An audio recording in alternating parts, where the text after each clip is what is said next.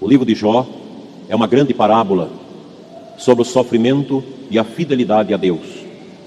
A nossa fé nos orienta a respeito do início, da causa do sofrimento. O sofrimento humano deve-se à opção de Adão e Eva pela desobediência. O pecado entra no mundo pela desobediência.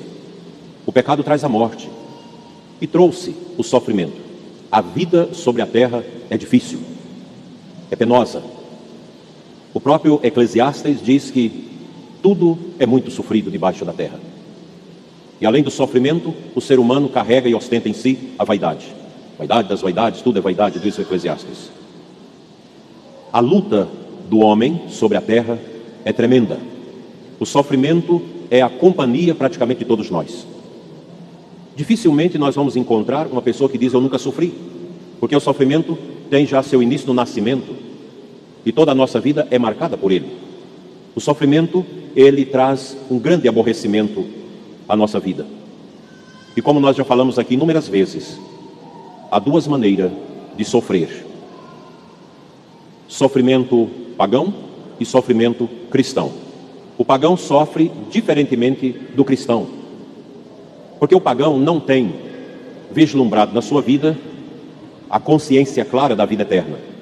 E geralmente os pagãos, eles são ávidos pelo prazer, por desfrutar o prazer que o corpo oferece através dos sentidos. E quando o sofrimento ceifa a possibilidade dos prazeres, vem o sofrimento, vem a agonia, a tristeza, o desalento. Enquanto que os cristãos têm uma maneira diferente de encarar o sofrimento. Primeiro, o cristão aprende a ser solidário, amoroso com quem sofre, não tendo esse sentimento medíocre, frágil, que é o sentimento de dó. Nós não podemos ter dó dos que sofrem, mas devemos ter solidariedade, caridade para com aqueles que padecem. Isso é o cristianismo. O cristão sofre compreendendo que o sofrimento não é da vontade de Deus, mas teve a sua origem no pecado. E aqui entra a beleza da vinda de nosso Senhor ao mundo. Cristo veio destruir a morte, veio restaurar a humanidade ferida e perdida pelo pecado, pois o pecado subtraiu a nossa semelhança a Deus. A imagem nós não perdemos, mas a semelhança sim. A semelhança é a santidade. O pecado original destronou a semelhança da pessoa humana para com Deus. Isso é uma grande dor. E todo o Antigo Testamento vislumbra para nós um movimento do Pai Eterno para resgatar a humanidade do pecado. Ah, mas Deus não poderia ter feito a humanidade perfeita, sem nenhuma possibilidade do pecado e a desobediência? Não. Se Deus nos criasse perfeitos, Ele anularia a liberdade. A liberdade é o dom mais precioso que nós temos. Eu lembro ainda como adolescente, assisti um pouco de longe o final de um júri na minha cidade. Aquele ambiente muito precário. E eu lembro que o juiz, ao proferir a sentença a um homem que havia matado a sua esposa, disse para ele: hoje você perdeu o dom mais importante da pessoa neste mundo, a liberdade. Você foi sentenciado a tantos anos de cadeia. Tantos anos, tantos meses, tantos dias. É interessante a contagem que a justiça faz da sentença. Se Deus tivesse nos criado sem a liberdade, Ele entraria em contradição com o seu ser, porque Deus, Ele possui um movimento sempre para fora. É um movimento de entrega, é um movimento salvífico, movimento de amor. Deus é assim. Nós egoístas, é o contrário. A gente quer sempre para a gente, sempre de fora para dentro de nós. Deus não é assim. Deus é transbordamento de amor. Deus nos fez livres. A liberdade é um imperativo fundamental na obra da criação da pessoa humana. E foi o mau uso da liberdade que introduziu o sofrimento no mundo, o pecado. Deus não nos criou para o sofrimento, mas para uma alegria no paraíso que Ele estabeleceu para nós. Mas o pecado estragou tudo. O pecado tirou da órbita o verdadeiro amor de Deus e introduziu o egoísmo humano. E o egoísmo estraga tudo. Mas mesmo assim, Deus não nega a si mesmo. quando no seu amor ele começa a derramar uma bondade que vai preparar a vinda do Messias. A teologia chama isso de economia salvífica. Desde Noé, depois os patriarcas, os reis, os profetas, Deus foi derramando a conta-gotas o seu amor. Até porque Deus não pode revelar-se tudo de uma vez. Nós não temos condições de absolver de uma vez a revelação divina. E Deus foi fazendo paulatinamente, aos poucos, até chegar o grande evento, o evento Jesus Cristo, Deus Salvador. Hoje nós escutamos melhor o Evangelho de Marcos, que vamos ler durante este ano litúrgico, e ainda estamos no primeiro capítulo. Jesus em ação. Ele chega à casa de Pedro. A sogra de Pedro está doente. Alguém me perguntava, mas por que não estava lá a esposa de Pedro? São Jerônimo diz que tudo indica que Pedro era viúvo. Porque geralmente, na cultura do primeiro século do judaísmo, é a mulher, a dona de casa, que recebe as pessoas que chegam, que cuidam delas, que oferece-lhes o lanche, a comida, mas na casa ali não tinha ninguém para recebê-los. Quando eles chegam, a sogra de Pedro está perrengue, ela está doente, com febre, e todo mundo sabe a sensação de uma febre, é horrível. Você escorna, você deita, não aguenta, o corpo parece que passa por um estado de morrência, e você prostra, e Jesus chega ali, no quarto da sogra de Pedro. De certa forma, ele se emborca, ele se enverga sobre aquela enferma, pega-a pela mão e a levanta curada. Jesus cura a sogra de Pedro, que imediatamente passa a servi-los. Esta ação de Jesus representa para nós os grandes feitos de Deus. Deus vem em nosso auxílio. E o salmo que nós cantamos, o seu refrão, muito bonito: louvai a Deus porque Ele é bom e conforta os corações. Jó soube carregar o sofrimento na obediência a Deus, na fidelidade a Deus. Não renunciou a Deus. O diabo dizia para ele, mas renuncia. As pessoas falavam, mas quem é esse Deus? E ele entendia que a fidelidade a Deus traz o amor perfeito ao coração, traz as bênçãos.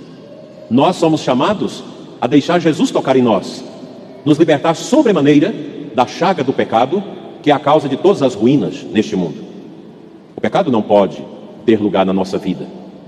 A igreja de Jesus, que é a expressão, que é a epifania do seu mistério, ela é para nós a casa da cura, os sacramentos, a palavra dele, os ensinamentos, a catequese, tudo na igreja é para a nossa cura, é para a nossa harmonia com Deus, tudo. A igreja, ela é o dom de Cristo vivo para nós, que nós precisamos amar com todo o nosso coração. E a igreja, ela se assenta sobre esse fundamento da palavra, o fundamento da tradição e o fundamento do seu magistério autêntico. Fora disso, é rebuliço, é perca de tempo. Toda essa confusão causada pelo material e o texto base da campanha da fraternidade é exatamente porque não estão ali contemplados a fidelidade à fé da igreja. Por isso a confusão. Quando nós saímos desta comunhão com a verdade, nós projetamos a nós mesmos, nossas ideologias, nossos pensamentos quiméricos, pobres. Na igreja não tem lugar para que as pessoas projetem elas mesmas. Na igreja, quem deve aparecer é o senhorio de nosso Senhor Jesus Cristo. Não Cristo como nós queremos projetá-lo, segundo as nossas convicções e ideologias. Cristo é o Cristo da palavra, é o Cristo do Evangelho, é o Cristo anunciado pelos profetas. E esse é o caminho nosso, é o caminho da igreja. Fora desse caminho, as coisas vão se eclipsar. E por isso, não vão produzir harmonia, comunhão e santidade. A igreja, dizia o saudoso Papa São Paulo VI, na sua exortação pós-sinodal, primeiro sínodo, Evangelho Nunciante: a igreja existe para evangelizar. É o que São Paulo fala na segunda leitura de hoje. Ai de mim se eu não evangelizar. O que é evangelizar? Madre Teresa de Calcutá dizia, evangelizar é ter Jesus no coração e levá-lo aos outros. Mas é isso que a igreja vem fazendo ao longo dos séculos, tendo Jesus e o levando aos outros, através da prática do bem, da caridade, da justiça, de tantos serviços que a igreja realiza neste mundo. Não dá, meus irmãos, para evangelizar proclamando a nós mesmos, proclamando as nossas bobagens humanas como ideologia de gênero, como a desconstrução da família, a privação das pessoas da liberdade. Todo sistema autoritário, ditador, confronta com o Evangelho. Não tem como. Todo projeto de poder que quer subjugar a liberdade das pessoas, que quer subjugar a consciência das pessoas, confronta-se com o Evangelho. Não dá. Não tem como. Porque o Evangelho de Jesus é o Evangelho para a liberdade. Quem conhece Cristo conhece a verdade. E quem conhece a verdade conhece a liberdade. Porque a liberdade de Cristo é para nos fazer livres num caminho de responsabilidade. Ai de mim se eu não evangelizar. É o trabalho de todos nós. Hoje nós tivemos a dinâmica do dízimo. O dízimo é uma expressão profunda da evangelização. O dízimo é fundamental para que haja a evangelização. A nossa diocese agradece e rende graças a Deus, porque nós passamos por este ano de 2020 tão difícil. E os nossos dizimistas, os nossos ofertantes, não deixaram de cumprir com as suas responsabilidades. Pelo contrário, nós aumentamos os dizimistas. E a nossa igreja pôde sobreviver. Terminamos até de pagar dívidas. No início deste ano, me comunicava o padre João Manuel, nosso ecônomo, porque houve uma devolução mais consciente do dízimo. Que coisa bonita. A gente só tem a agradecer aos dizimistas, a pastoral do dízimo. O dízimo, gente, quando ele é devolvido na unção do amor, na obediência filial, da gratidão a Deus, ele promove o bem-estar na vida do dizimista, da sua família e da igreja. A evangelização, ela precisa vir desse gesto tão abençoado do dízimo. Se a igreja fosse uma empresa que recebesse dinheiro de outras fontes, somente disso para evangelizar, não funcionaria. O dízimo e as ofertas são expressões vivas dos corações que amam a Cristo e que amam a evangelização. O dízimo de vocês ajuda a manter as paróquias e também a formação do seminário. E a gente agradece, sobretudo o Movimento Serra, que tem ajudado muito os nossos seminários. E neste ano nós vamos implantar, retomando aquilo que Dom Vítor também fez no passado, que é a obra das vocações sacerdotais, que ficou morta no passado. Nós vamos retomar, em que as pessoas vão ter 3 dimensões na sua vida para ajudar a formação dos padres: oração pelas vocações, promoção das vocações e a manutenção dos nossos seminários. Nós precisamos de padres abençoados. E aqui eu me dirijo aos nossos seminaristas. A diocese, a igreja, não precisa de padres pelo meio do caminho. A igreja não precisa de padres com projetos pessoais, de padres que querem fazer a sua vontade e não a vontade de Deus. A igreja precisa de padres santos, padres configurados a Nosso Senhor, padres pobres, padres castos, padres obedientes. E a todos vocês impõe-se a responsabilidade de rezar pelas vocações, de promover as vocações, de manter as vocações dos nossos seminários, de rezar também pela santificação do clero, porque os padres sem oração do povo não vinga, porque o peso da ação do demônio sobre a igreja, sobremaneira nestes tempos, em cima dos bispos, em cima dos sacerdotes, dos religiosos, dos seminaristas e das famílias, é uma coisa avassaladora. Os sacerdotes precisam rezar e zelar das famílias, e as famílias, em contrapartida, rezar pela santidade dos sacerdotes e a perseverança dos seminaristas. Que a Imaculada Conceição, que nos ajudou a atravessar esses tempos difíceis já percorridos, interceda por esse abreviamento da peste, e que os nossos seminaristas, maiores e propedeutas, possam perseverar com amor. Vocês são chamados a serem homens que vão agradar a Deus. Não seja um seminarista medíocre, mas um seminarista profundo de oração e de obediência, porque vocês representam o futuro da igreja. E esta confusão ideológica de tantas disseminações de divisão na igreja só podem ser contornadas com o poder da oração do povo de Deus e com a presença de padres santos na igreja, padres do sacrário, padres do confessionário e padres do Santo Rosário. Que a Virgem interceda por nós.